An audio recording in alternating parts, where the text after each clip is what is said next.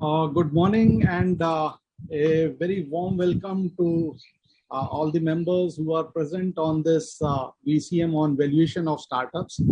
And I welcome the distinguished panel of CA Anil Bhandari, Chairman of the Valuation Standard Board, Vice Chairman CA MP Vijay Kumar, my colleague in the committee, CA Sarika Singhal, and our guest speaker for today, CA Parag Kulkarni. It's a very interesting topic because of late we start seeing the evolution of the Indian startup ecosystem. And if we look at some of the recent data which has been published by the industry, we see that a value of about 106 billion created by 44 unicorns and $1 billion plus startups in the last decade, 2010 to 20. If we talk about the number of jobs created, it's about 1.4 million annually. Now, most of these unicorns have come in sectors which were B2C, like agri-tech, e-grocery, or fintech. And the surprising thing is the average time to become a unicorn, which was about 8 years, this time span is dropping down now. And the kind of funding setup this system is attracting, that again is very remarkable. And in first half of 2021, we have seen that there is inflow of about $10 billion. And last year it was about the same figure. And the expectation is that this may touch around 17 billion. Any valuation or anything of that sort has to happen in a market. And if we look at the scenario of how this ecosystem has developed, possibly the conventional brick and mortar economy has now switched over to this gig economy or collaborative economy, which are based on the power of data. And the supporting thing comes from the use of internet and digital technologies, and the consumer gains through real-time transactions through power of clicks. Now, this demand economy, which is based on ownership model, has changed the contours to the access-based models. And people would not like to own up the things, but would like to use them. So this is the kind of opportunity which this digital transformation, and to put it easily, whether it is disruptive innovation or innovative disruption, so that mutation in the businesses has happened. And let's understand the market. It's the fungibility of these platforms. You have the easy entry and exit routes. You don't like Ola, you go to Uber, and that kind of a scenario happens. So multi-homing capabilities, the concentration of data on the buyer and seller side, that giving power to the platform. So this is the kind of market. Now, once we have understand this market, primarily we come to the scenario, these startups are the idea businesses which are driven through technology, an innovative idea which we are trying to translate into commercial transactions. And historically, they may have no revenues or operating losses. They would be young companies, would have short histories, would have tendencies of vulnerability. They may or may not survive over a period of time, dependent on private capital. And in terms of valuation, the standard techniques we use to estimate in terms of cash flows, growth rates, discount rates, either would not work or yield unrealistic numbers. Now, in this puzzle, the cash flows which are going to come from the existing assets or the growth assets or the discount rates that emerge from the assessment of risk in both business and equity, and whether or not the business would be becoming a stable in terms of the terminal values. So these are the challenges. So while it gives a very,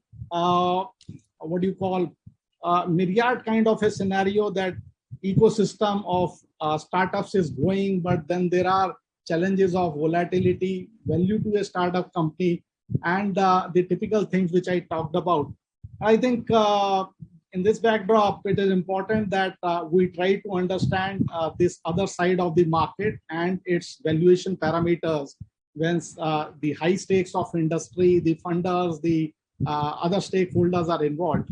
And we have today CA Parag Kulkarni, who is a member of our institute and member from the England, Wales, and CPA US, and he has been helping the Valuation Standard Board and the other committees of ICAI around this area. So with this brief background, may I now welcome the panel once again and request CA Anil Bhandari, Chairman of the board, to carry forward the proceedings. Over to you. Thank you, Rakesh. Thank you, Rakesh, for setting the context.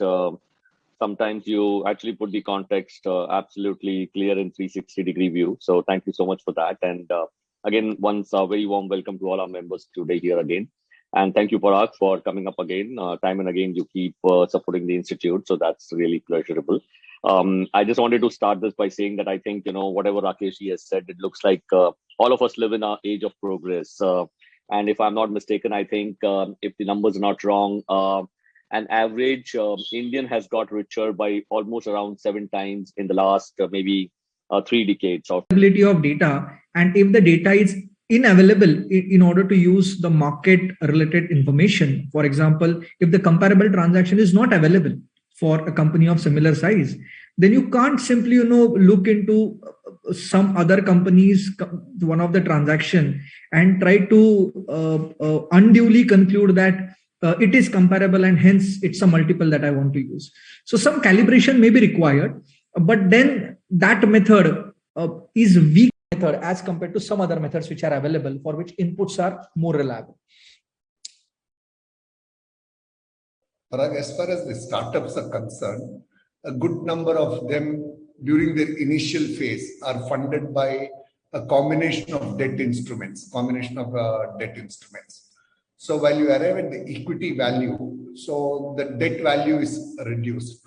So that debt valuation, how do you approach that number? Do you take the absolute number, redemption amount, fair value of the debt? So what exactly is the guidance available on that? Okay. Again, I think it's a very good question. I usually don't expect the value of debt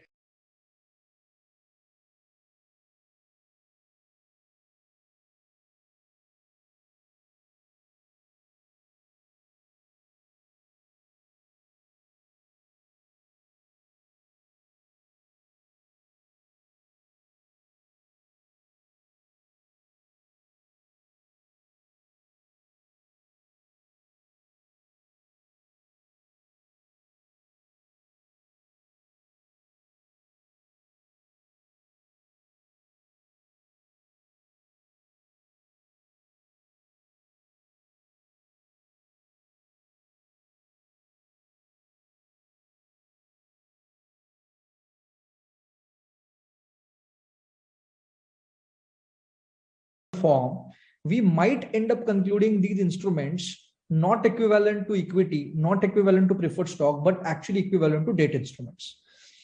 And hence applying the valuation of debt technique to these instruments become very important.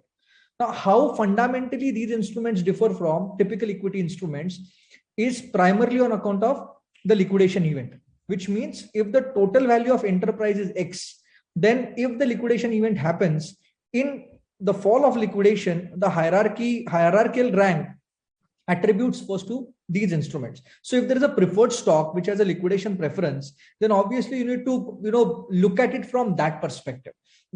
So that one commentary on the cash flow side of it. Secondly, the discount rate that is used. So if there are, let's say, the redeemable preference shares having the dividend rate of 0.001%, now you can't assume that the book value of these instruments to be a fair value, because nobody in the market is actually ready to invest the debt instrument with the interest return of 0.01%, even if you have to offset it with some economical rights or controlling rights. So I think the way we look at debt instrument is first of all to identify the hybrid nature of that instrument, which represents both equity component as well as the debt component. We carve out the debt component. We identify the cash flows associated with that particular debt component and value it using the market discounted or market interest rate. And once we conclude the total value of equity, we need to ensure that we also remove the equity portion of this particular debt component from the total value of equity in order to reach the final value of equity attributable to true equity shareholders. So mathematically, the total enterprise value is a composition of the debt value, the debt portion of the debt instrument, then the equity portion of the debt instrument, and thirdly, the equity value of the equity shareholders. Okay. I'm just extending. Sir, sorry to intervene. If first question can be repeated, actually there was an audio issue. Which method is used? Okay. So we go back. So Parag, sorry to ask you to answer again. So the first question was for valuation of startups. What is the most appropriate method or most commonly followed method? Yeah, so I'll encourage members of the institute as well as non-members to use the valuation standards issued by ICAI as a guiding force, in order to refer and conclude on the method to be used. Let me refer to a very specific valuation standard 103, which has very detailed the approaches and methods thereunder. So typically there are three approaches which are defined under ICAI valuation standard 103: market approach, income approach, and cost approach. And under each of these approaches, various methods are available. Having said that, let me also quote that if the company is loss making, obviously you cannot use the multiple of profit or multiple of EBITDA as a method of valuation, because you will end up getting the negative value. Hence, I have seen the early stage companies, the cash burning companies, or companies primarily driven by, let's say, research and development or the intangibles without revenue, are getting valued on the basis of forward looking cash flows, which gets captured in a discounted cash flow model. Let me also conclude here saying that many of the times, most of the valuation comes from the terminal value, that is the value beyond horizon of explicit forecast period, maybe of, let's say, 5 years, than the value that gets accumulated from the immediate future of next 1 to 5 years. So I would recommend and I would suggest that try to analyze. If you are an investor, obviously go with the valuation which is connected to the cash than simply connected to the multiples, as it truly reflects the ability to get the economic benefit out of that intrinsic value. No, but Parag, what you're saying about the terminal value means you actually go and assume a terminal value or a terminal increase in the business, which is significantly higher than what you take in the normal case. Is that what you're trying to say here? Normally, yeah. you'll hold it closer to maybe say inflation in a particular country or whatever, and then that's how you would probably come to a terminal valuation. But what you're saying is that one should choose a higher number, hopefully, for these kind of. Okay, so maybe I'll change the verb that you use. I don't mean that we should choose to have higher terminal value. What I mean is, when we analyze the valuation of startups, basically the value can be looked from the two components. One, the value that startup can create in next 5 years, which is explicit forecast period, basically a period which management may be able to reasonably forecast with some level of uncertainty. And the second leg of the value, which is a value that is attributable because of the cash flows from year 6 up to indefinite period. So that particular period, we call it as a terminal value. And when we look at the overall valuation, I have seen startups and the valuers concluding that the 90% of the value, so, in mathematical terms, the value of, let's say, initial 5 years is 10 rupees and the value of terminal value is 90 rupees. And that's why the total equity value is 100. Correct. So in that context, when I look at the overall value of a startup where the terminal value is composing the 90% of the overall value of equity, I would call it as a risky investment affair, because majority of the value is driven by something that will happen beyond 5 years of forecast. Sir, you are on mute. Essentially, I think what MPV is also trying to ask, and I'm also just trying to summarize, maybe for my benefit and everybody's, that a significant portion of a startup valuation would lie in the terminal valuation. Is that what we are trying to say here? Would it be a good idea to extend that 5-year period to a 7 or a 10-year period? Yes, definitely. And to that extent, we equally need to accept the uncertainty around those cash flows. And we call it as a probability of failure. Right. I think I must tell the audience that while the Valuation Standard Board had the previous meeting led by again the chairman sir Anil sir and vice chairman sir MPV, I think we have deliberated a lot on the probability of failure. And I remember that time you coming up with an idea that why not to analyze the companies which were registered in India and they continue to exist for 5 years, 10 years, 15 years. And that's how you identify how many companies were able to create the sustainable future and how many companies could not continue to last, which truly represents the probability of failure going forward.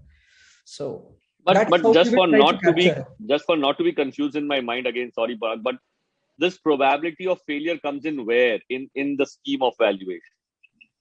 Do you incorporate this and where do you incorporate? So I personally don't incorporate it inside the cash flows. Rather, we tend to create a scenarios where we say that there is a percentage, let's say 20% of a success. And in the event of success, what would be the cash flows? But there is a 80% chance of a failure, but failure doesn't mean the value is zero. Even if the liquidation event happens, there is a value called as a liquidation value. And the total value, the fair value is 20% into the value in case of successful scenario plus 80% into the liquidation value. So that's how we conclude it as a fair value. Right. Fair enough. Back to you, MP. I just want to add my 2 cents on this. In fact, I would strongly encourage that when we are using a DCF for a going concern, the more appropriate expression would actually be perpetuity value. Value rather than terminal value. Terminal value gives impression of a residual value. So even in the standard, we actually start saying perpetuity value and put in brackets or terminal value. So the value to perpetuity is a more better explanation of the value which is there after 5 years. Why there's so much value at the terminal or perpetuity value analysis? Typically in the case of startups, if you take the 5-year period, the first 1 or 2 years, it's likely to be negative cash flows, maybe the 3rd year also. It's only 4th year, 5th year, you started building a bit of cash positive. And if you look at the overall valuation, as Parag was explaining, there's a value by discounting the 5-year cash flow, and there's a value of the perpetuity value. And this number can at times be as large as 80% of the value or 90%. Yeah, so I'm only worried about MPV, that fact that we as registered valuers or valuers, what's our responsibility, because we are in actually a very gray zone. We don't have data enough in India. Maybe if data is available, we don't have the means or ability to find that data. Right? Businesses are completely new, which means we actually can err on the side of destroying that business, which fundamentally abroad people would value it, right, and create business out of it. For example, something like a Zomato, all right. And if you're not able to value it right, then of course the business would have never come up to this level. And of course there is a perception in people's mind, and they're giving it a value as well now. So I'm saying, as our responsibility as valuers, what goes in that Excel sheet to be able to get this right? And of course, nobody can get it right. And if we come back and say that the probability of this is happening to be is only 20% success, is also, I don't know in my mind whether that is a reality or not. So I'm saying, just for the benefit of everybody, are there step 1, 2, 3, 4 that Parag or anybody in this profession would do to say, hey, you know what, let's not look at 5 years first. Let us try and see if there is a visualization of 10 years, because that visualization is far better than a perpetuity or a terminal visualization, and far better than a 5-year visualization, maybe 15 years, right? And then look around whether there is data enough in the world for sustaining those 10 or 15 years. Because at the end of the time, whatever number comes, we also would be responsible to, put a finger to that. So I'm saying, I don't know if Parag, if you have any mantras which are specifically related to that Excel sheet that I'm looking at in my mind, which generates your value. Say, hey, you know what? First, try to do this. Second, try to do this. Third, try to do this. And maybe you will come closer to a good optimal value or whatever. No, Anil, thanks a lot. You're actually discussing one of the most sensitive aspects of valuation, which actually many of us hesitate to discuss actually. I'm so happy that you're taking this discussion. Because eventually it is for me to go back home and write a valuation report, right? So, so how do you generate that magical number of $10 billion, $20 billion, or even for that matter, $10 million, whatever it comes to be? So two points, Anil. One is actually, I have come across, and I'll leave it to Parag to respond. He's our subject matter expert. There are cases where entities have taken longer period of valuation, 7, 10, 15. I have not come across, but 7, 10 is not uncommon. Only thing what we do is in those cases, we increase the discount rate for the purpose of the probability of error failure, which Parag was mentioning. You can either reduce the cash flow or increase the discount rate. So typically people tend to increase the discount rate. It's considered to be more better than sitting on judgment on the cash flows. But actually what determines the terminal value is the growth rate. So at the end of 5th year, let's say the example which Parag gave, if you're assuming a growth rate of, let's say 7%, it has an impact on both the numerator and the denominator. What happens is the numerator increases by 7 and the denominator, which determines the capitalization rate. The denominator is cost of equity minus growth. So the larger the growth rate, the capitalization rate keeps shrinking and hence bigger. So in the case of startups, what happens is, particularly B2C, Rakesh was talking, most of these are B2C. So B2C, the assumption is, you started with 1 million customers, India 1.3 billion, then global market. So you assume the growth rates to be very high. So it is that G number, which is the most sensitive. So are we saying that the probability or the risk element can be factored in the discounting rate? And generally the expectation of people who would want to invest in these kind of companies is the expectation is larger, right? So the cost of capital has suddenly gone up, correct? So, Parag, is this the place where you look at the risk profile and try to adjust the risk profile? Is that what you do? Think, I'll address it on multiple fronts. First of all, the question is, can the explicit forecast period be beyond 5 years?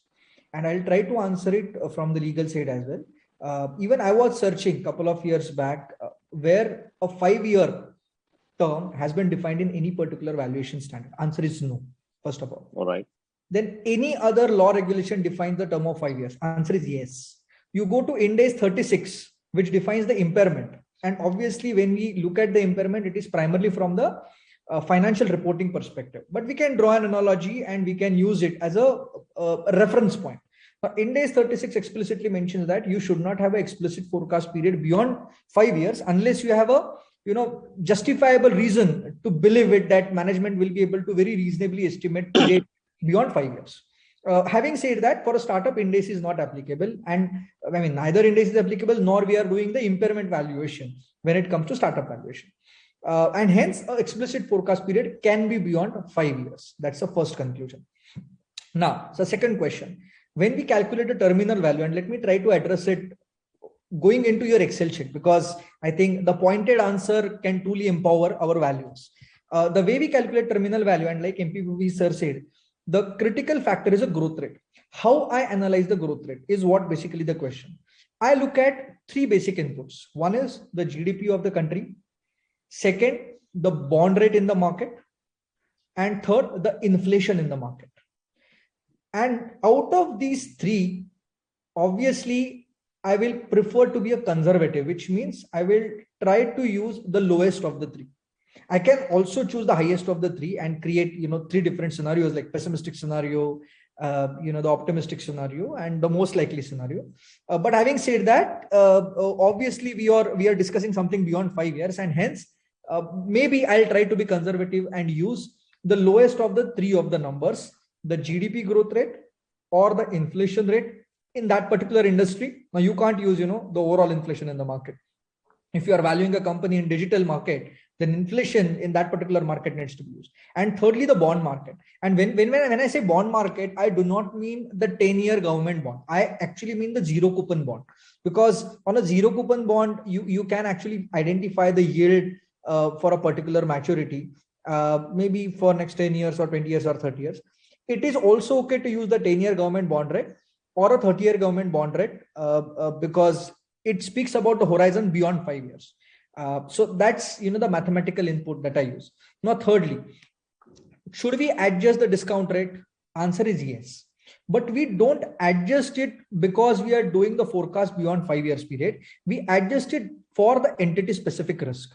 And when we call it as an alpha, or we call it as we need to add a premium in the discount rate, and we call it as a company specific risk premium. Obviously, we'll speak about it maybe in the later half, but do we do the adjustment to discount rate? Answer is yes. It is because of the risk associated with the entity, the inherent risk in the company. Like some companies are having the ability to raise capital because they already have received the investment from a very good venture capitalist. But some other startups have yet to receive those investments from the startups. And in that case, their access to capital is more restricted than the previous company. And to that extent, the relative comparison is made. Like we do for the credit appraisal, the revenue growth rate, the profit growth rate, etc., or the collateral available, etc. We do the relative comparison of your company with some other companies in the market, and then identify how you are relatively riskier than some other companies or competitors in the market. And to that extent, we identify.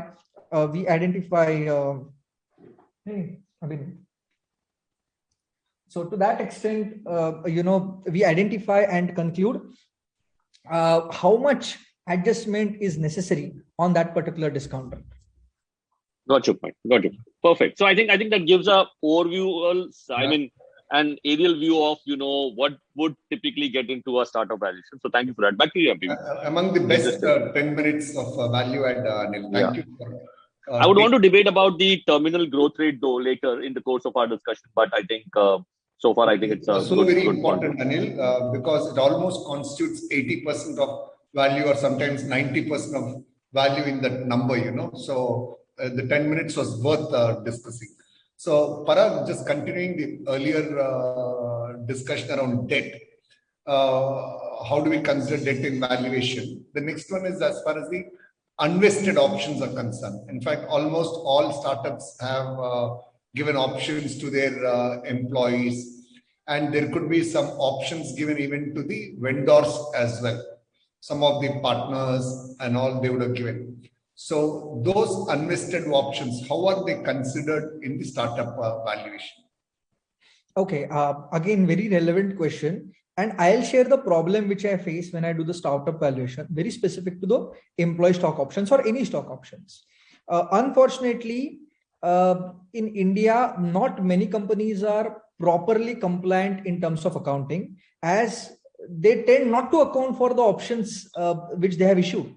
Or their parent company in the USA has issued. So I have actually seen scenarios where the subsidiary is in India and its employees are serving. Correction, Parag. Correction, Parag. I knew this correction was coming from MPB. Yeah. So as far as the accounting is concerned, there are two issues, Parag. One is in the case of entities who are not following Ind AS, that is the entities following AS, you only have a guidance note. And we know the authoritative status of the guidance note, and consequently, the startups, they would have followed intrinsic value, fair value. There could be some disclosure gaps and all. Second is, unlike Ind AS companies, where I'm sure you don't have any gap, where the parent has issued options, subsidiary employees have benefited. There's a very clear guidance on how the accounting flows through. The same is not available in the case of the accounting standards entities. Just to address that, we have recently revised the guidance note. So hopefully it will get much better in terms of disclosures and things like that. So I don't think it is gap to that extent. I think maybe disclosures, etc. I'm not trying to be defensive on it, but I think people are accounting based on the limited guidance available. We should do one day a debate on, I keep telling you this, MPV, right? Cash system and accrual system. Forget about Ind AS and IFRS. Yeah. Simple debate on cash system and accrual system. We'll do that one day. Yeah. As per cash, and we'll get out of all of this, and we'll hopefully get out of all of this, notes to accounts and all of that. Yeah. Cash spent, income earned, end of the day, man. Anyway, back to you, Parag. Yeah. So having said that, a minority investor in a startup have access to limited information such as its annual report, which doesn't reflect the details of exactly how many stocks were received by the employees of this company from the parent of this entity. Had this stock issued by the company itself, obviously there would be some disclosure, but to that extent, the employees are less priced, and employee cost is not comparable, because then the profit is not comparable, and we tend to calculate free cash flows or the profit on the basis of manipulated numbers.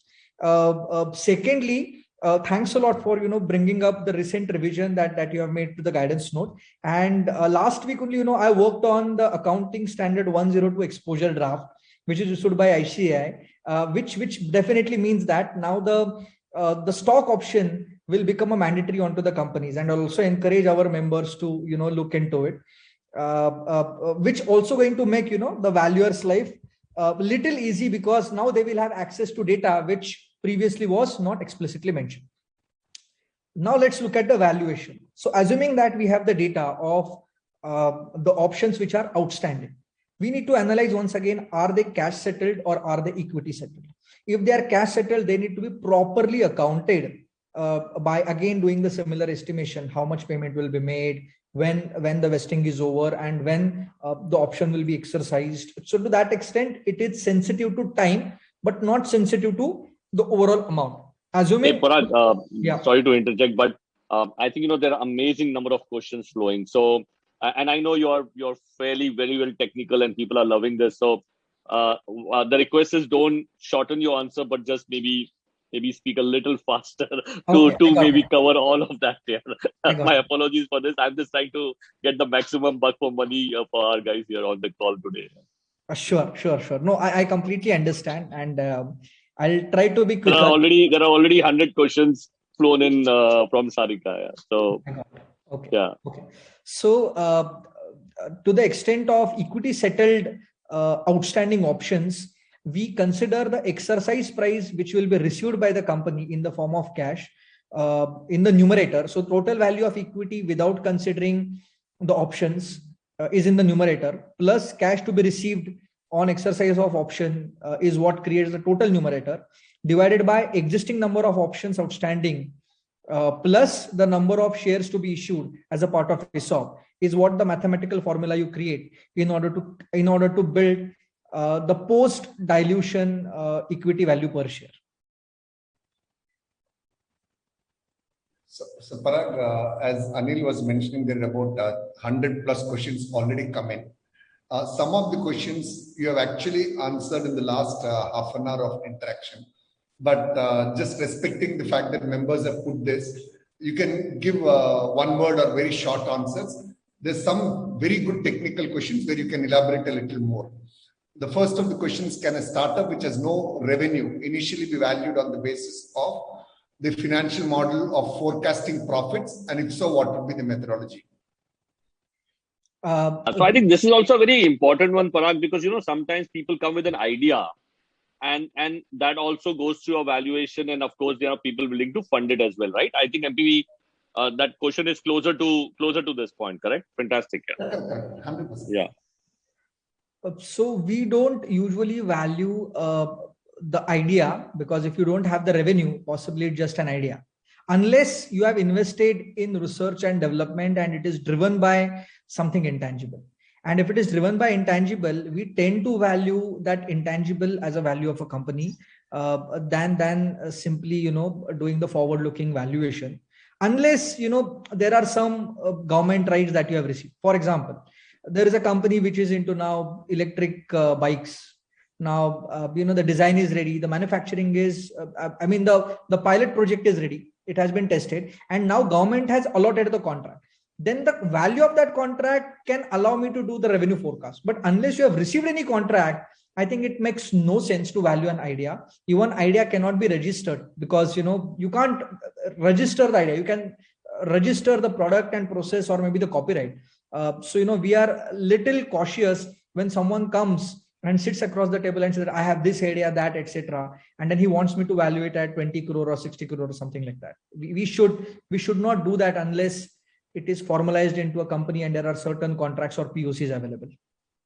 But Parag, having said that, what Anil was mentioning, and I have live cases where I have taken investments in my balance sheet, where there are few hardcore techies. Somebody has worked with Amazon for 15 years in product development, ideation. So, and one guy from Google, one guy from other place. Those guys have quick come together, and they're put in collectively a couple of $1 million. And they want to raise about another $5-6 million of seed money and then keep moving. And for that also there's a valuation. So at that stage, it's just ideation, but you have the people's skill sets and their track record available for you to bet. So you're betting on that. So I think this question is closer to that. So how do we get there?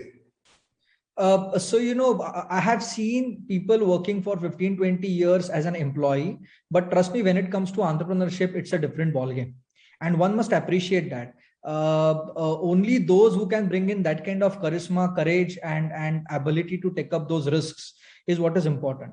Secondly, in India, the way business works is not very simpler, like, just because you are talented, you can become an entrepreneur. So like I said, as a valuer, I don't want to sound very optimistic when some 3-4 good talented people have given a resignation and they're passionate. I want to respect that, but I will wait. I won't immediately say today this is the value. Let they do something, let they build something, let they create something, let it be tangible or something intangible.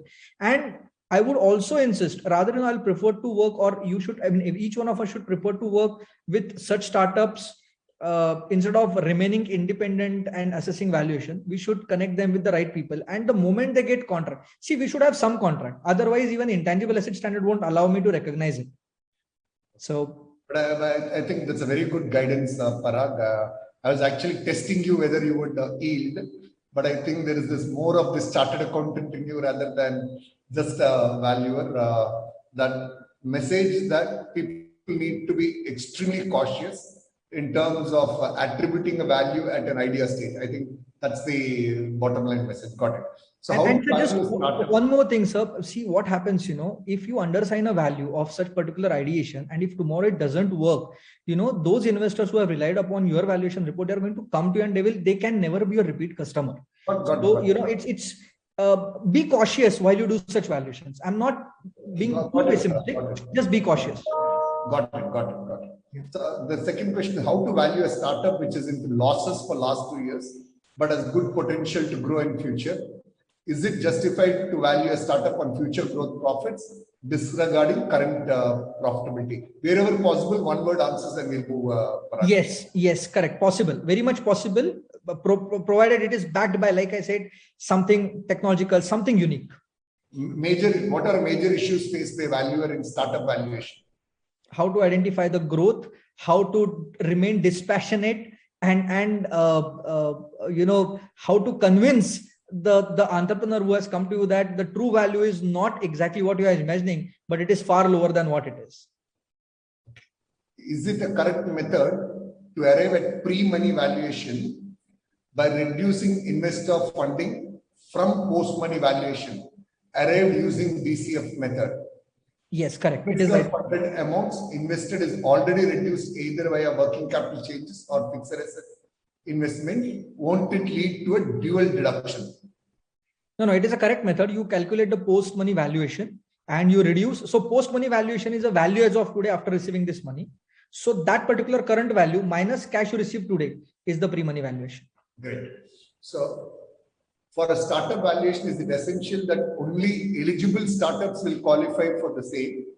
the IT department invariably compares projections with actual. How do we deal with this?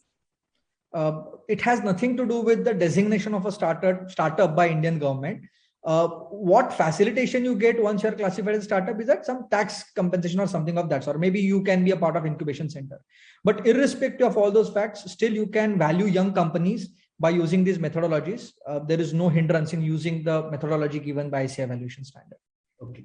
Kindly discuss taxation on sale of equity if invested by a non-angel investor, say a relative or a friend. If you're comfortable on taxation, otherwise we can let it go. I think we can let it go. We have tried addressing it in the last, the discussion. So that's why I'm skipping it. Yeah, sure. Can a pharma company with undeveloped products be termed as a startup?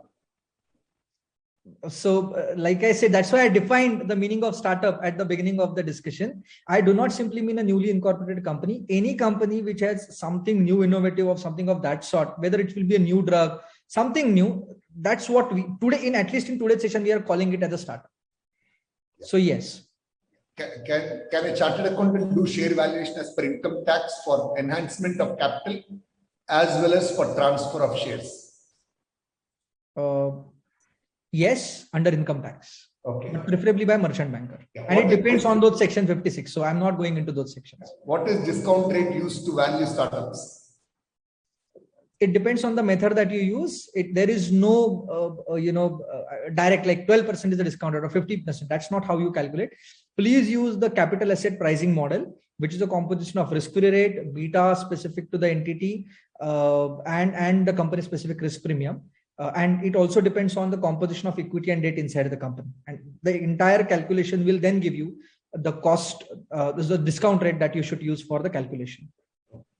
The multiple members who have asked this question, we did cover it briefly, but since people are asking, how ESOP value is measured in the case of startups?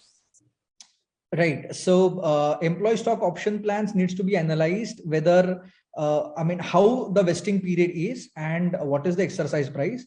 I'll give you an example of a complex ESOP where, let's say, you need to be in the company for next 3 years, and at the end of every 1 month, you will receive 100 divided by 36 number of shares. So if the total outstanding options are 100, basically company says that you be with me, initial 1 year, you don't get anything. After that, every 1 month, you get 100 divided by 36 number of shares.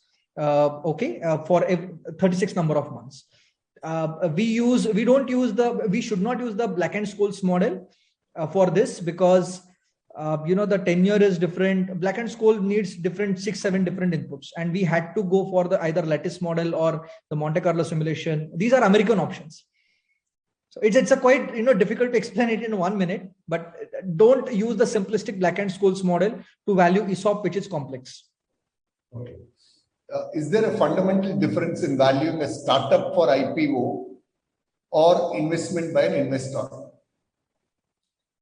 If you look at the Zomato, for example, today you are seeing the IPO value, which is ranging from, let's say, rupees 70 to rupees 76, and then the listing price ranging from 120 plus. But you should go back and look at the kind of, let's say, the investments that they have received and the initial rounds, what was their valuation. So don't try to compare that because Zomato has the multiple of, let's say, 200x of their revenue or something of that sort, that your company, which is a food delivery company, started in one of the city, should be equated with that. Try to look at what valuation they had 10 years back. And then, so obviously they are not comparable. They should not be compared. In case of startups, many times compulsorily or optionally convertible instruments are issued. Yeah. There are various scenarios built for conversion, like achieving a turnover or gross receipts or EBITDA. And in such scenarios, how to value these instruments? Right. So what I do is I build up the scenarios, and so when I say build up the scenarios, there are ifs and buts. So when there is a correlation between an independent variable and a dependent variable, the dependent variable will derive its value on the basis of what has happened, and that variable is connected to some other thing. So there could be range of independent variable, dependent. So it becomes a mathematical, first of all, mathematical equation. Secondly, I use the Monte Carlo simulation so that I imagine the normal distribution, I imagine the Z-score, I imagine the correlation, and only the acceptable range is identified, and that acceptable where the confidence level is, let's say between 80 to 90% minimum, that particular range is, I conclude, to be a fair value of final equity instrument. How to compute beta for capital asset pricing model? So beta represents the volatility of industry in which your company works with respect to the volatility in the overall stock market. There could be two types of scenarios. When the stock market goes up, the value of companies in your industry are going down, or when the stock market goes up, the values are going up. So there could be direct correlation or the converse correlation. It all depends. And I think, I would also recommend look at the previous Sundays, last Sunday's discussion that we had, where we have in detail deliberated the calculation of beta and the meaning of negative beta, positive beta. What is a beta which is equal to 1, less than 1, or more than 1? So let's not repeat the same thing. Yeah, and actually Anil took a long discussion on beta at that time. I recall. Yeah. No, these are the numbers who actually create the magic numbers. No, the betas and the there is nothing else creating magic there. I like that. So this is a very interesting question, Parag. What is the impact of issue price of latest investment, which is less than 6 months, on valuation arrived using DCF method on valuation date? No, I rather use the market multiple method here. And in the market comparable method, what we are using here is the comparable transaction method. So if your company has issued equity shares very recently, that is within last 6 months, and if you have priced them at rupees 20 per share, for an example, and now if you are issuing the share, I know that in a very recent issue, the identical instrument, even I'm not using the word similar instrument, it's an identical instrument which has been priced at rupees 20. So in then last 6 months, if there is a significant change in terms of innovation or some extravagance has happened, then and then I would say the price is fundamentally different. But if your DCF value is coming to, let's say, rupees 50 without significant change, then there is a problem in the model that you have made. If your valuation is coming around 20 plus, if there is an optimistic travel of the company in last 6 months, then it's perfectly acceptable. Yeah. So this is a question which many have asked, Parag.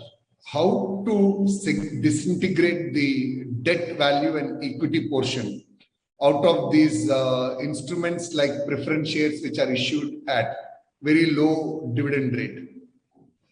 Yeah. So again, MP, you would say that why am I referring time and again to Ind AS for this startup? I'm not referring to Ind AS because Ind AS is something that we are discussing here, because Ind AS has given a guidance in segregation of these compound instruments, and Ind AS 32, if you read, it helps you understand how the equity and debt component can be segregated. In just half minute, I would say debt component is a present value of the cash flows that you would pay. So if the principal amount of preference share is to be paid after 5 years, its present value discounted at a market rate is a debt portion, and the face value minus this debt portion, the residual portion, is the equity value. But it's a very simplistic conclusion. Like I said, there could be some embedded derivatives which are equity derivatives or debt derivatives. So I'm not going into that complexity at this context. Okay. There's this question on, at present, Zomato is also loss making, still it gets higher valuation in spite of that All India Restaurant Association is looking at their own application development. So, yeah. I think that's a that's a disruptive question, and I think it's a very important one as well, because at the end of the day, what has been created is just a thin layer on some real businesses. Of course, Zomato has a lot of money now, so it could actually disrupt the restaurant business itself, right? And it carries some weight there. But at the same time, if people get together, there's something which could be quickly done as well. So, yeah, Parag, I think it's a difficult one, but.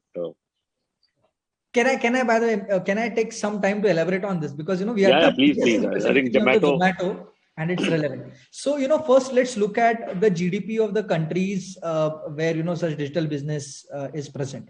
India has a GDP of approximately 2.7 trillion in USD dollars. Vis-a-vis the US has the GDP of 20 trillion. So you could imagine the potential that our economy has, first of all. So merely if you say that there is a negative cash that we have in the company, that doesn't necessarily mean that the valuation needs to be pessimistic or negative. However, having said that, the trends in India are also changing. See, possibly, people of your age, your wives and your mothers have cooked back at home.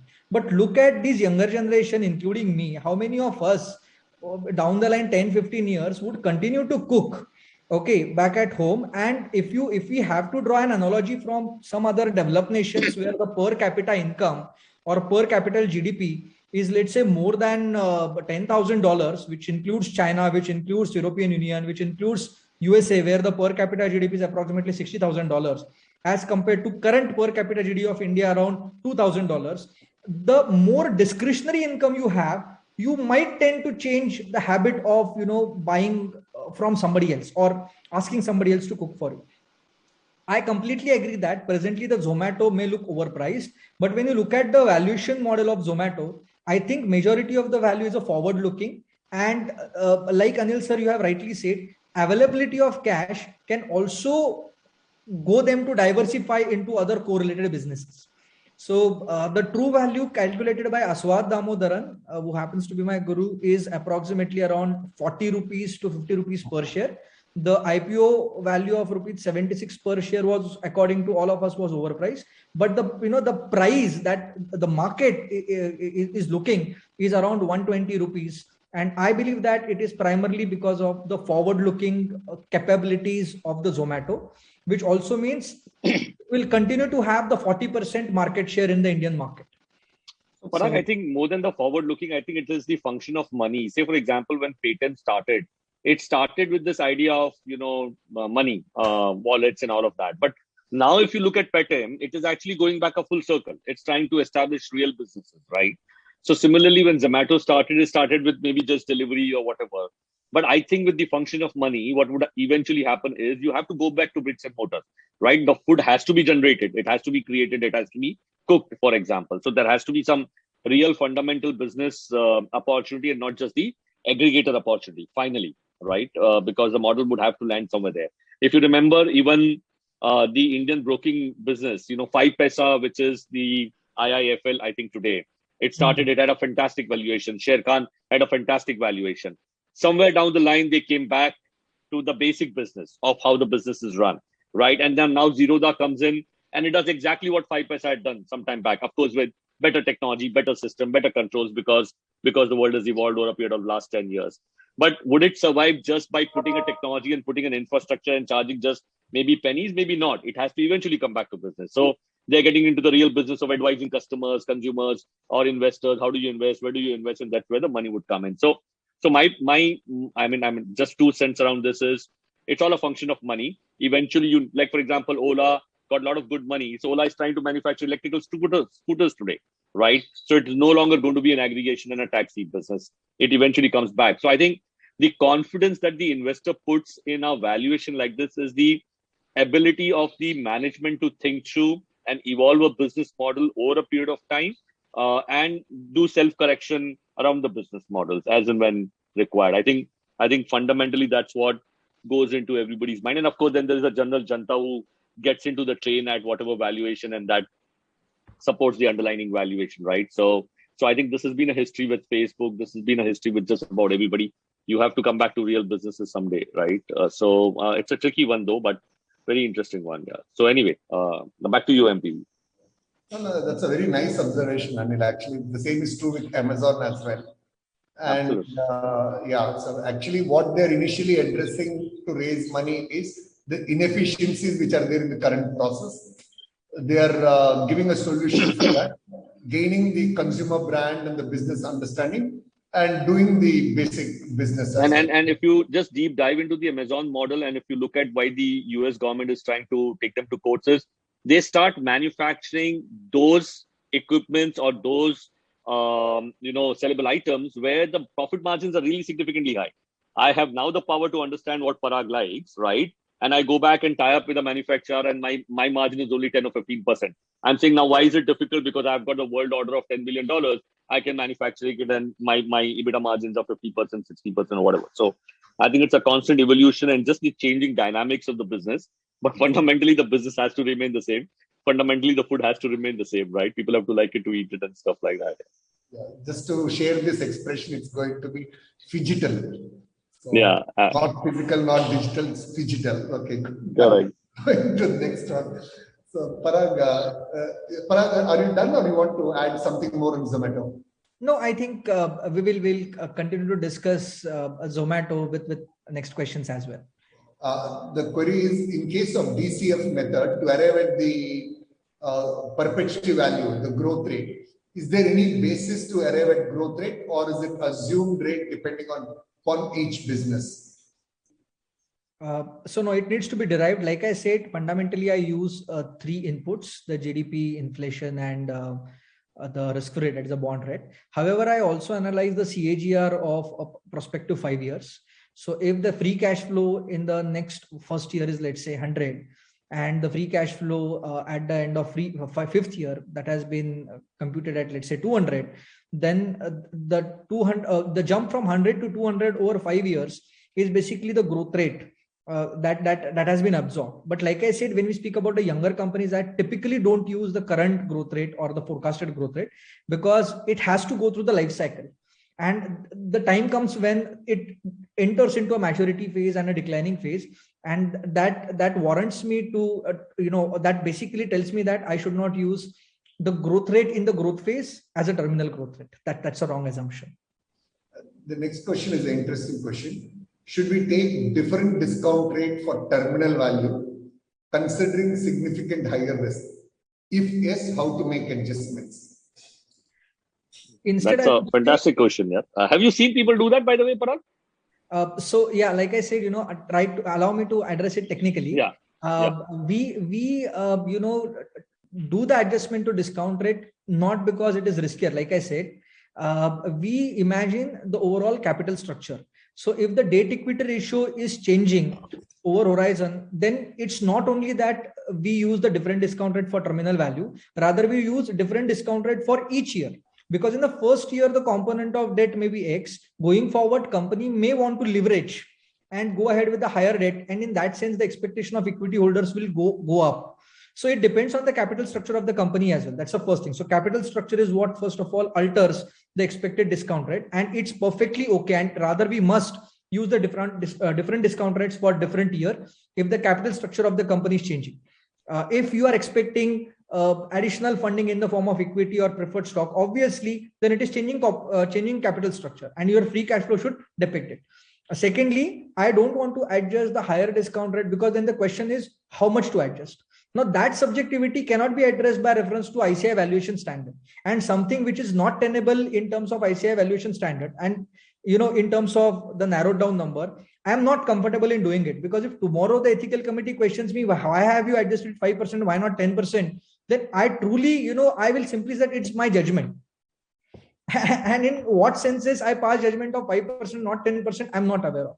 So that's why I prefer to do adjustments driven by the data more oftenly than which are arbitrary from my side and concluded to be a judgmental.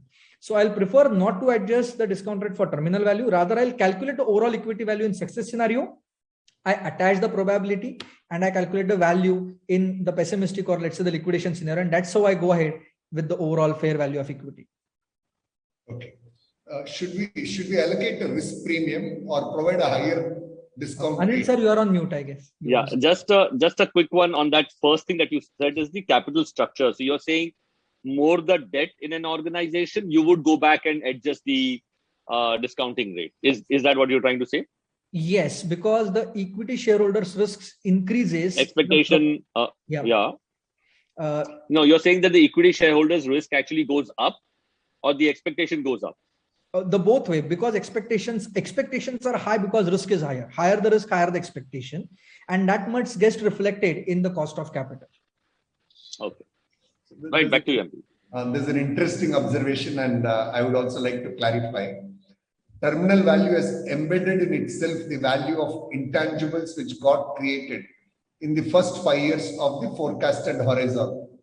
So saying that if terminal value is 90%, it is risky is not correct, perhaps. At least from my side, I want to clarify. I don't think we said it is incorrect. We just said that the fact pattern generally we observe is that it's a substantial number.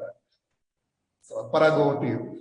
Yeah, correct. It's a substantial number, and as an independent valuer who is doing his job for particular compliance, it's quite okay for you to say that even the 90% is good. But imagine yourself as an investor when you are going to burn the cash, and when someone comes to you and says that, see, the majority of the valuation that I have created onto which you must invest is because something is going to happen beyond 5 years. Will you invest? That's the question.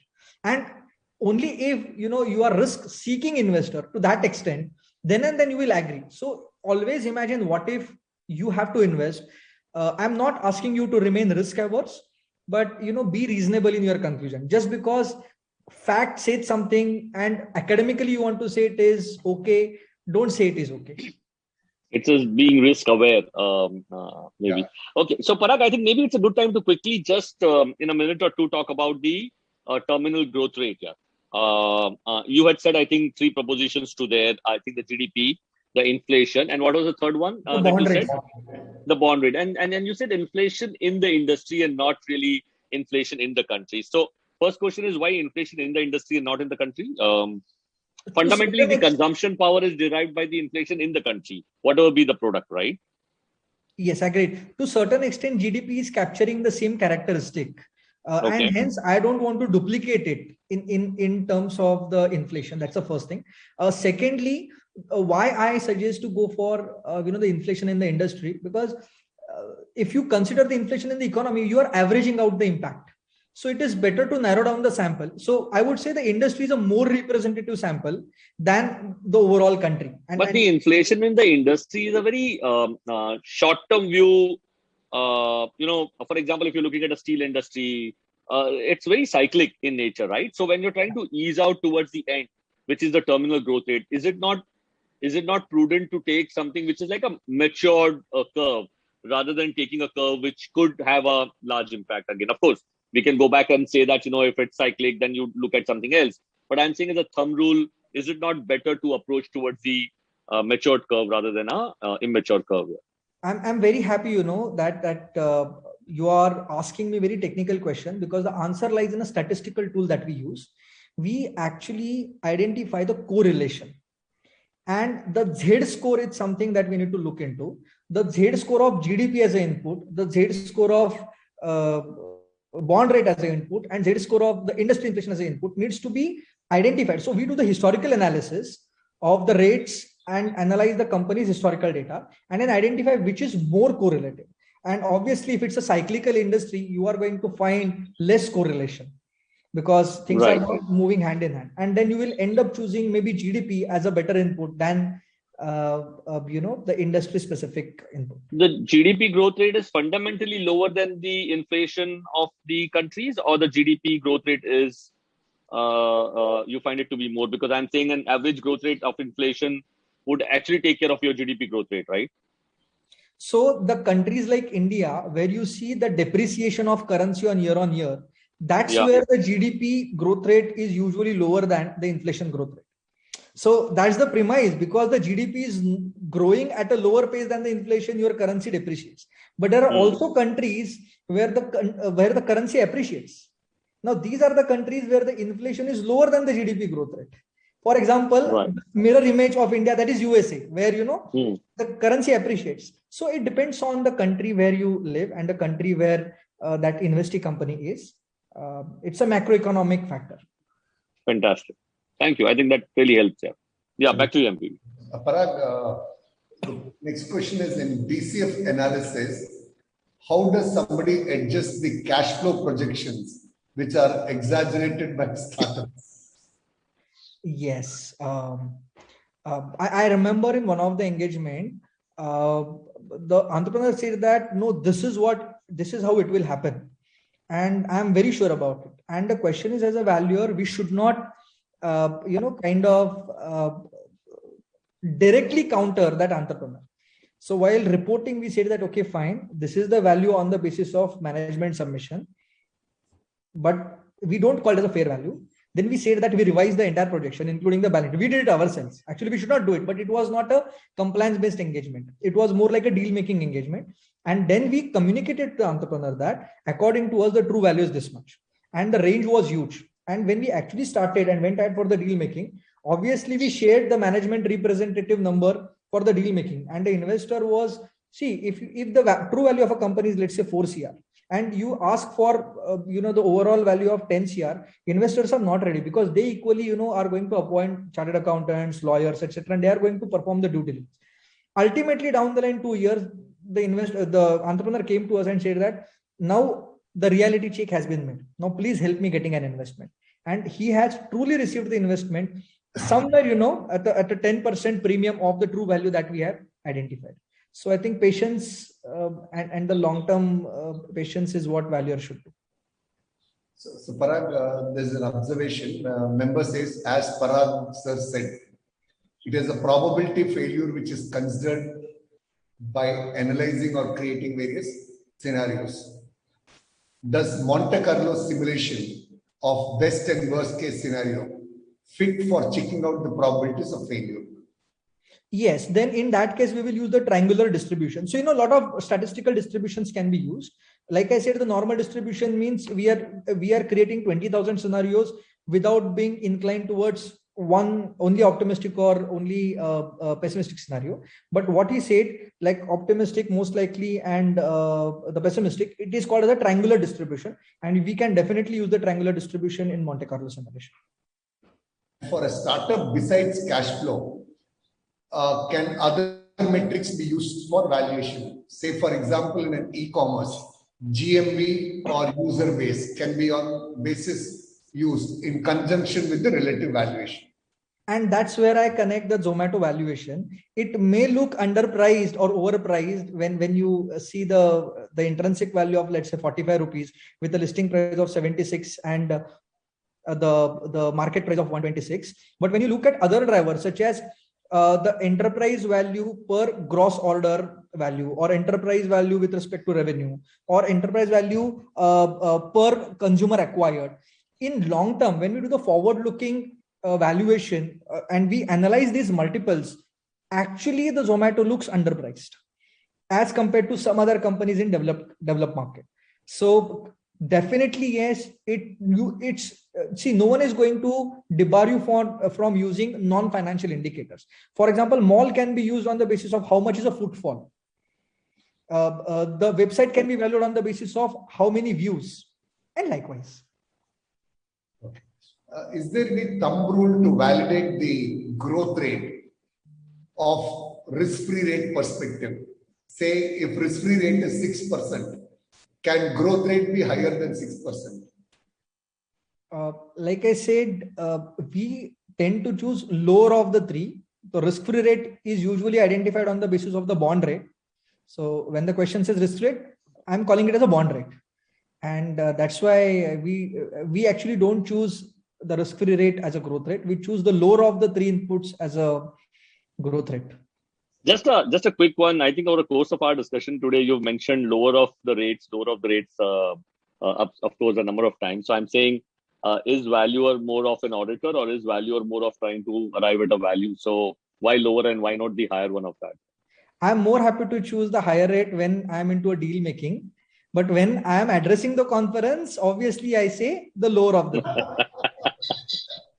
And when he's signing, he'll obviously go to the lowest of me. So I'm saying it should not happen that because as valuers we are trying to be prudent or whatever, we try and subscribe a lower valuation to a valuation which could have been far better or more or whatever. So anyway, that's just on the lighter side.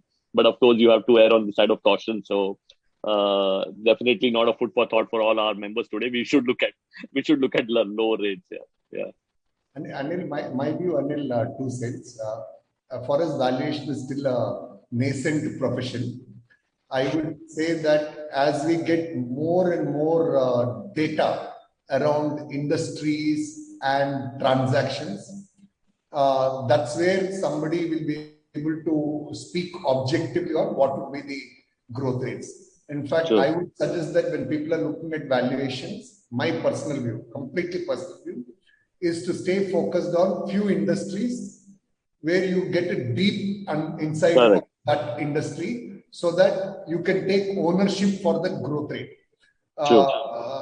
Actually, the regulators expect you to take that ownership, So it actually requires that level of depth of knowledge of an industry, the macroeconomic factors and things like that. So it's not spreadsheet per se. Spreadsheet, I think a +2 kid will do. I think here spreadsheets are available. It's just those numbers. How much of experience you have to back that number. I think that's what. No, absolutely. And I think what we see in the market is only a few examples, which is also very important. Like we see Zomato and we suddenly our minds start rushing in terms of maybe our assumption would have been wrong, but there are 95 or 99% of the other side of companies who would have probably not achieved those kind of valuations, right? So I think even from that perspective, one should not look at an aggressive growth because these are only just a few names here and there which crop up in all the countries possible. So no, I completely agree with what Parag has been saying. It's just a question of, trying to figure out that why is he ever going to use an aggressive one or not? And he said that he would probably do that when he does a deal making. So I think it's also a way to tell our valuers that you should understand the scope of your valuation very well. What are you valuing it for? If you're valuing it as a consultant going forward, taking the deal or a transaction to a venture capitalist or a merchant banker or whatever, then there is every possibility that you may want to value it and negotiate from where you have to be. So no, absolutely. Back to you, MP. So Parag, the next question is: the startup is funded by 100% equity. Are we discounting the cash flow based on cost of equity? If yes, what is the very logic behind it? Because cost of equity is the investor's expected return. So when the expected return increases, value of company decreases. If not cost of equity, what can be the discounting factor? I think you need to clarify it conceptually on this, Parag. Right. So please understand that when we value a company, we have the cash flows that we discount using cost of capital. If the capital that we have is only equity, logically, the cash flows attributable to that capital, that is cash flows attributable to equity, must be discounted using the cost of capital, that is cost of equity. And that cost of equity cannot be and should not be replaced with some other rate like bond rate or some other arbitrary rate. Rather, it should be evaluated and concluded on the basis of some mathematical tools that we have, such as capital asset pricing model. However, if you are a VC investor and if you are in a deal making, it's okay to say that I'm going to invest, let's say 100 now, and I expect minimum return of 15%. And in that case, it is okay for you, for your purpose as an investor, to use discounting rate as 15%. So Parag, the DC of shares can be done by a merchant banker in India. Number of merchant bankers are very less. How practical it is for private limited companies, especially startups, to afford merchant bankers and find the right valuer? The reality is that the merchant banker fees are far lower than the registered valuer fees because they have ability to scale up, and I mean that's the reality I am discussing. I don't know whether it's a right forum to say this or not, but some merchant bankers call and say that, we will do the valuation for 25,000 rupees and 50,000 rupees. And I don't think that any company can be valued with so much of rigorous. I think we should leave that question. We should leave it. Yeah. We will leave it that. Some of them could be exceptions because my experience is not really so. It depends on the market. Yeah, the quality, obviously. I understood. So what will be the source of data to find industry level inflation rate? I see the industry level inflation rates are available in many databases. You can also go to World Economic Forum or IMF, where the country-wise details are available. Even the Indian government and the finance ministry, discloses this particular data. So I think you can just search for the Indian government's website and you should get it. For example, CPIs and WPIs are already, declared numbers. So, to what extent the valuer is expected to understand the nuances of emerging technologies, and how will they be able to assess the certainty or viability of business model, etc.? A very good question. I think I should also showcase my inability and inefficiency, and I must share that. A couple of years back, a company came and that entrepreneur wanted me to value a company into blockchain and cryptocurrencies. And then I had to, after evaluation for 5 days, we sat back in our firm and said that no, we are not the right company because we don't have ability to appreciate what is happening in that kind of technology. Though we have, real good engineers working with us who are CTOs of listed companies, but we showcase the inability. And I think if you're not really capable to do that, it's better to go away with such engagement. And I fully agree, actually. In fact, I mentioned this earlier also. I would strongly recommend valuers that please do valuation exercise only if you have an understanding of that particular business and the economy. It's not spreadsheet. It's not spreadsheet. Yeah. It's all about a deep understanding of that industry. And Parag, I'm happy you were so humble enough to acknowledge, despite being such an acclaimed valuer, that on such a important sector like blockchain, cryptocurrency, so somebody knows that this is the area of the future, people would venture into it. Let me take a shot and let me do my first deal here so that I build expertise.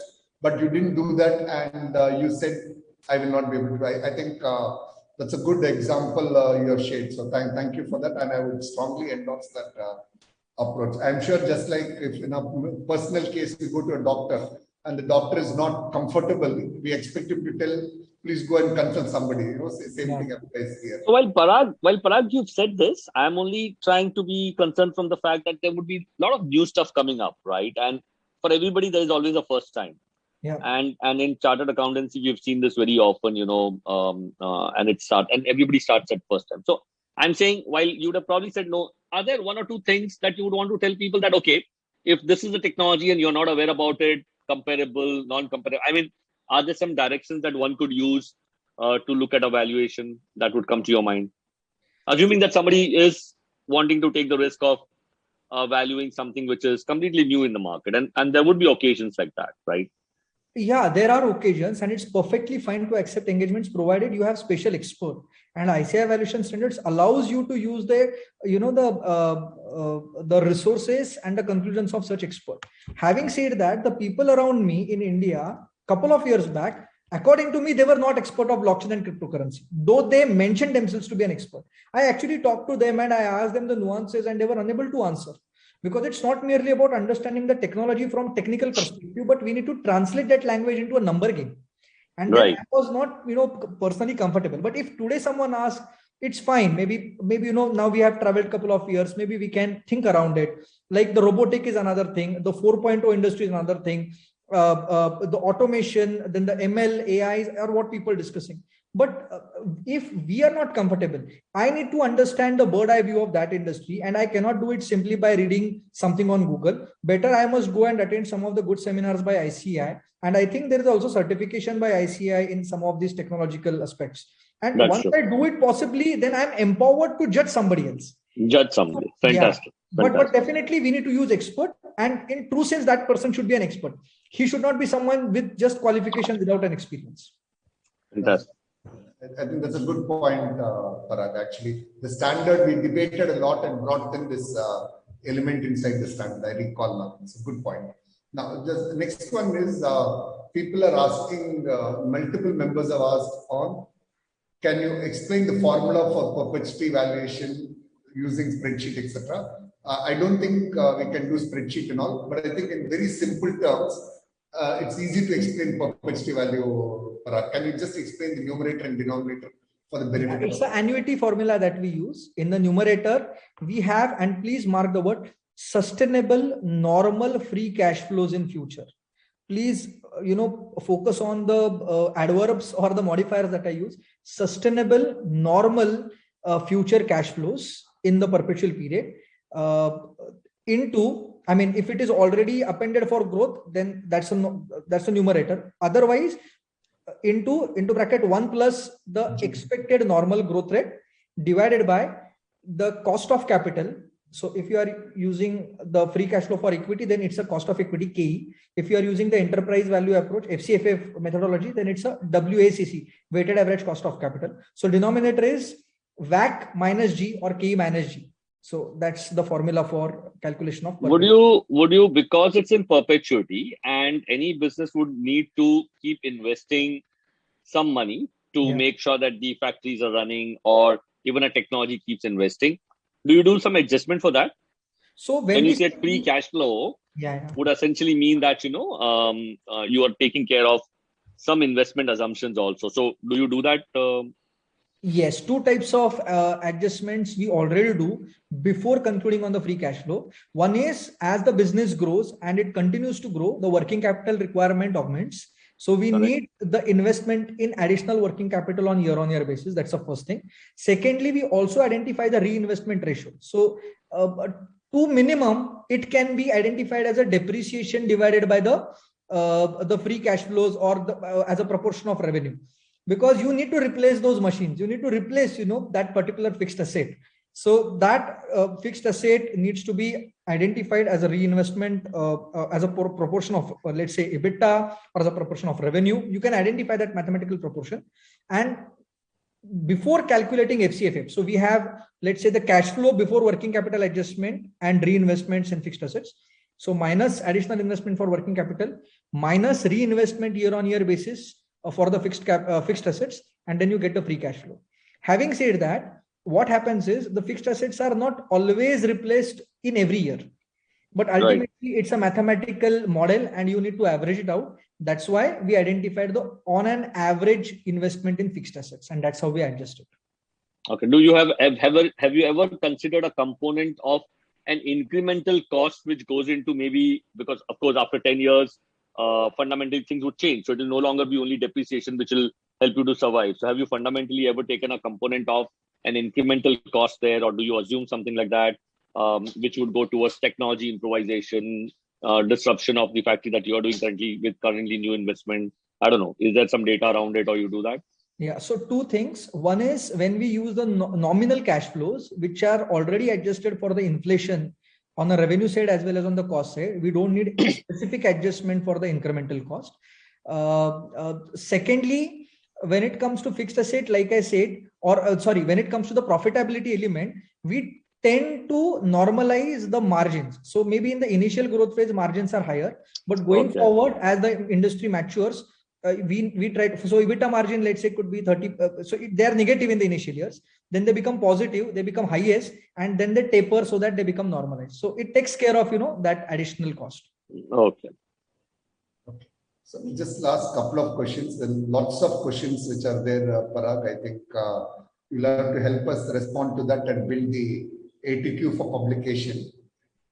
There is this WeWork red herring prospectus which was rejected by SEC on the ground that valuations are not matching with business parameters because of losses, etc.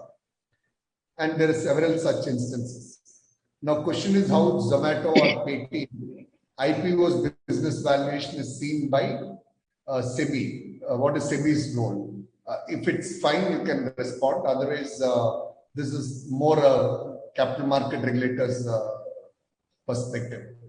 Yeah, I think I won't be able to respond it from the regulatory perspective, but maybe I can give you a fundamental difference between Zomato and WeWork. WeWork is still a brick and mortar model, understand, and it has faced a tremendous impact because of the pandemic.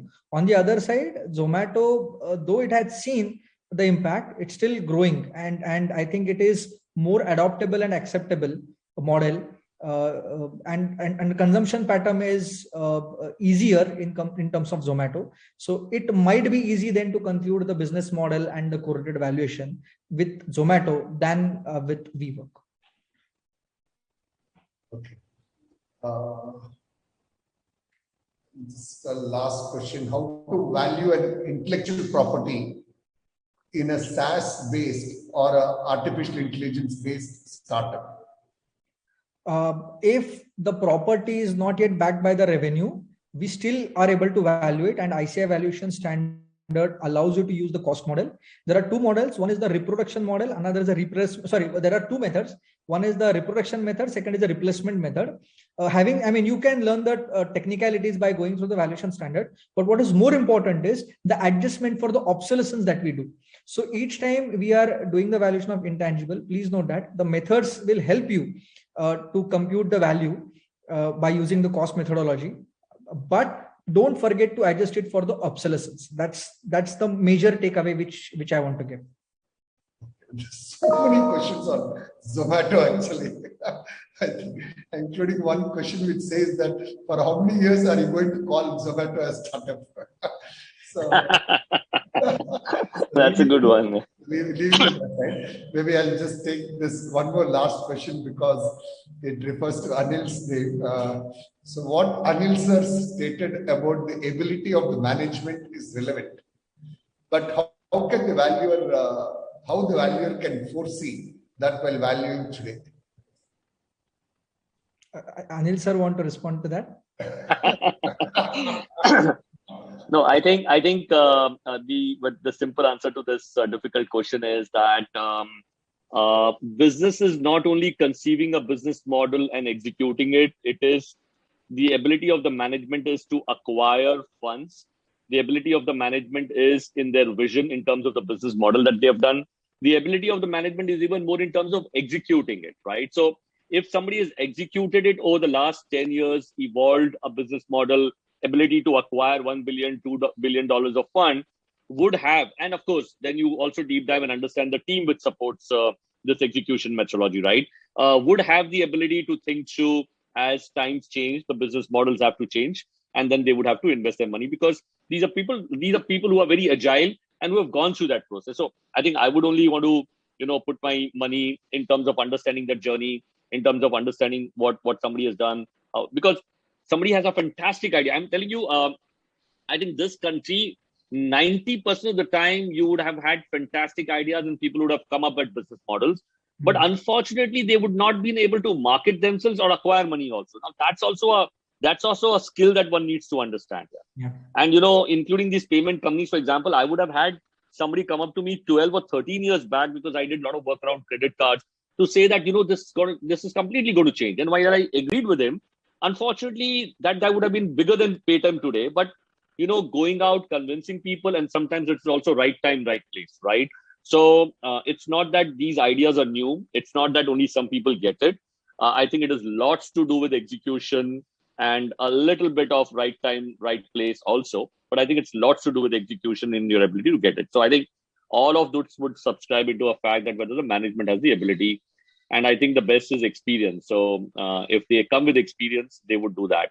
Another last answer to that question is, if you've gone to the market and acquired a set of investors, your ability to acquire the same set of larger investors is obviously higher than somebody who comes up first or maybe new in the market. And that is something that we should remember, because if I've acquired $1 billion investment for people, your credibility and ability is very, very high here. So that also would go to say that if I need to change my business model, do I have ability to get more funds from the market, which somebody would have today in case of a Zomato, and all of that eventually gets into valuation. So I think this is what but maybe if you have a technical answer to that, Parag, I'm happy to learn as well. Yeah.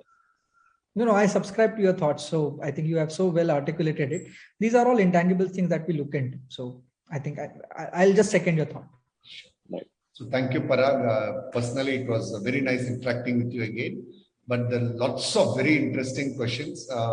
My apologies to the members that we couldn't take up those questions now, but we'll surely request Parag to respond to these questions and publish the ATQ soon. So thank you, and over to you, Anil. No, I think thank you so much, MPV, for holding this together. And thank you, members, for asking these wonderful questions, fantastic questions, huge in numbers. They just started to immediately come in when Parag started to speak. So maybe that speaks of high volumes of what our speaker is of today and the caliber that he has. So thank you, Parag, again for coming over and expressing your thoughts and at the same time being as technical as possible, which is really good. I think in short time you're able to explain technicality very well that I have seen over a couple of last weeks that we are going through. So of course, thank you. But I would let Sarika do the honors there. So Sarika, on to you, please. Yes, sir. Thank you, Parag sir, for taking up such an important topic. Actually, members were requesting for this topic for past 2 years, not 1 year. We wanted to come out with a booklet, which is already in pipeline. We will surely come with a booklet on valuation of startups, for which you earlier had, and we would request your help. Thank you for taking such a wonderful session. Thank you, Anil Bhandari sir, for continuing this series for 10 weeks together. One milestone is 10. Fantastic. Another will be 25. And I have requested yes. you that we should hold it all the way to December. Please book the time slots. Whether I know this is an election year, so whether I am there or MPB there is not there or not doesn't matter. This has to continue, and you yourself, Rakeshji, we need to continue this because it should become an automatic way of subscribing to knowledge. If somebody wants to get up in the morning and say, "Hey, today I want to understand valuation," and just come in there. So Sarika, thank you for the wonderful job that you keep doing, and please do continue that. Yeah. Thank you, MPV sir. Thank you, Sega sir. One more thought also, Anil. Probably, yes, given the fact that there's so many questions around Zomato, while my first response is as an institute platform, we should talk about a particular company one. From a case study point of view, probably see if there are one or two of these where you can have a session exclusively on. So maybe Zomato is still, I'm saying, is still now a subscribed case study. I would actually encourage Parag and maybe somebody else who could do this is come up with a case study where we pick up a US company which is fairly new in technology, maybe a Tesla, for example, and then maybe talk about those with a little bit of understanding of how and what would have gone, which I think our members would be able to appreciate for something new which is coming up. And of course, Zomato can be one as well. It's been a fantastic one, never seen by the Indian market. So I think, yes, and MPV, I think fantastic suggestion. I think Sarika also try and see if we can inbuild it somewhere. Yes, would love to understand that. 100%. We also have to go take up. Sorry, we also have to take up these case studies, successful case studies on valuation, sir. Yeah, actually, Parag presented a case study at Visakhapatnam a week back or 2 weeks back. Oh, that oil one, Aramco.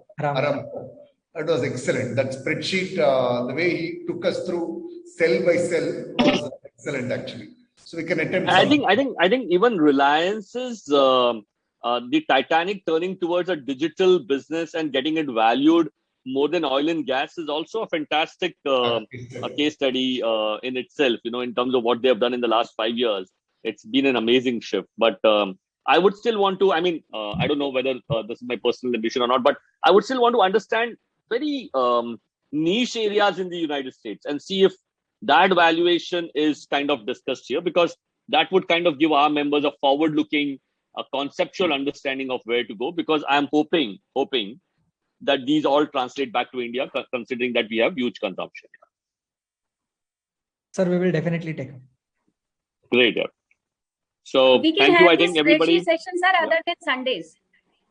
Because here we have this Q&A format. No, we are not talking about a spreadsheet. We are talking about discussion only, Sarika. But we are just trying to take up a case study and maybe go through, the evolution of, how it happened, how 4 years back, 5, because they would have multiple rounds of funding, multiple valuations, and then hitting off to the NASDAQ or whatever. We could probably look at those in our discussion. That's all. Yes, sir. And next week we have brand valuation session. Fantastic. How it affects value. Where we'll capture all the aspects of brand valuation. So please stay with us for next week also. Continue watching this series. It is successful because so many members are watching it and taking interest in this series. No, it's very important also for all our viewers, because, for example, a Tata Group charges a value to all the organizations for the brand value, right? And I'm sure there would be a lot of other organizations do it across the world. So whether the brand does have a value, doesn't have a value, I think I'm excited. So look forward for that episode as well, Sarika, with you. There is also an issue where somebody wants to have a GST on the brand value used. Oh, fantastic. Yeah. So look forward to it. Yeah. Thank you for that. Thank you so much, all of you. Thank you. Keep watching the session. Thank you. Thank you. Bye, and have a good day. Thank you. Bye. Thanks See you for next. Bye-bye. Thank you, everyone. Bye-bye.